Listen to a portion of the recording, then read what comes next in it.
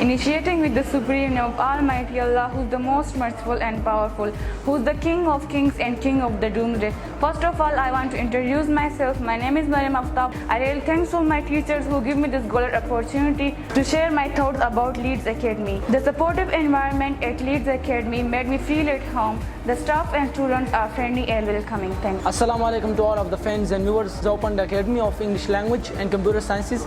So today I'm going to give an overview about that how is the academy and how is the English. So first of all, as you know that English is an international language around the world, which is spoken by every corner of the world. So therefore, you have to learn English. For example, if you're giving your interviews, so that's in English. If you're applying for job, you are going to give tests, that's also in English. So all of the things, at least your mobiles and your phones, your computers, laptops, everything is in English. So it is called the world of English. The world has become a global village. So therefore, you have to learn English and improve yourself. We are providing a compact environment where you will learn practically, not just theoretically. You will learn, and the teachers, the environment, it will be very cooperative for you, inshallah. All of the teachers are very qualified.